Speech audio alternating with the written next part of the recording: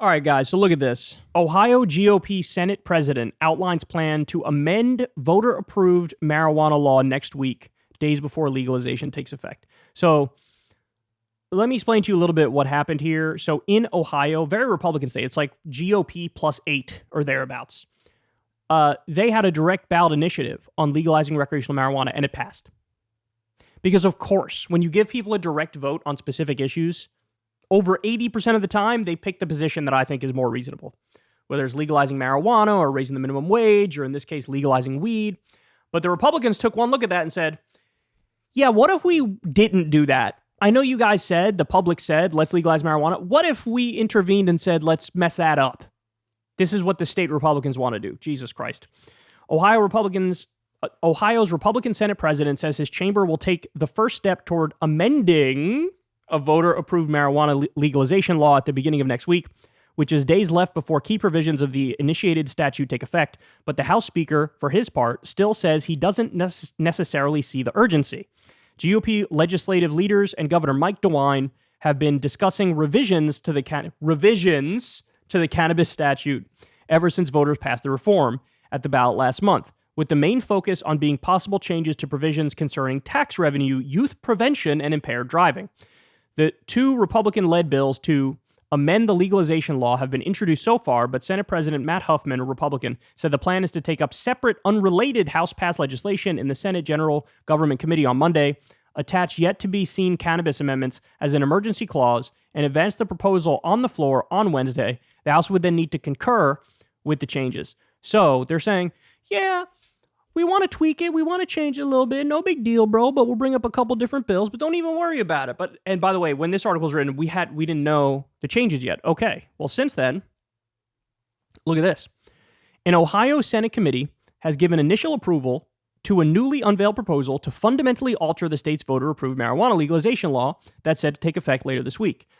The legislation being advanced in the GOP-controlled chamber would eliminate a home grow option for adults, criminalize the use and possession of marijuana obtained outside of a licensed retailer, in other words, keep it illegal, reduce the possession limit, raise the sales tax on cannabis, and steer funding away from social equity programs and toward law enforcement, along with other amendments concerning THC limits, so lower that, public consumption, and changes to hemp-related rules that stakeholders say would devastate the market. There's another part where they want to allow cities and localities to, if they want to ban legalized weed, they could say, well, here we're going to keep it illegal. So in other words, death by 1,000 cuts. Death by 1,000 cuts. Ohio voters in a Republican state said, we would like legal weed, please. The Republicans looked at that and said, how about we go ahead and take the very specific direct ballot measure that passed, which was very detailed, by the way. They say, how about we change all the provisions and make this objectively worse? That's wild, man. No more homegrown options for adults. Criminalizing the use and possession of marijuana obtained outside of a licensed retailer, so just keeping it illegal in some circumstances. Reduce the possession limit. Raise the sales tax on cannabis and steer funding away from social equity programs and towards law enforcement. Limit the THC limit. Change the hemp rules. And again, make it so certain cities and localities, if they're right-leaning and they decide we would like to keep this banned, they can ban it. Look, the disdain that they have for the will of the people is astonishing. It's astonishing.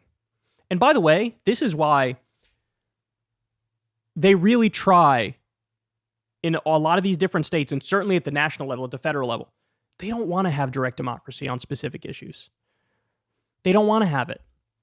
Because usually the side that wins is the more progressive side, is the side that businesses might be annoyed by, conservatives might be annoyed by, the donor class and the lobbyists might be annoyed by. They don't want a higher minimum wage. But guess what? When it comes up for direct votes in various states, it usually passes. Because you go directly to the people on a specific issue, they'll usually get it right. Weed legalization, they're fighting back against here, as you can see. There have been direct ballot initiatives on corruption-related stuff. And guess what? The public is very anti-corruption. Shocker. But, you don't see these sorts of ballot initiatives at the federal level. We should. I mean, you guys know, that's a big belief of mine, is that every time you go vote for president, every 4 years, there should be like 5 issues on the ballot that you get to directly vote on, and whatever the people say directly becomes law. I mean, we'd be in a much better situation than we are. Instead, we have these ballots at the state level, people decide something, and then the Republicans turn around and try to ruin it anyway. Hey y'all, do me a favor and like and subscribe. It helps out big time in the algorithm. Click the bell as well for notifications when videos drop, and watch that video on screen right now. You know you want to.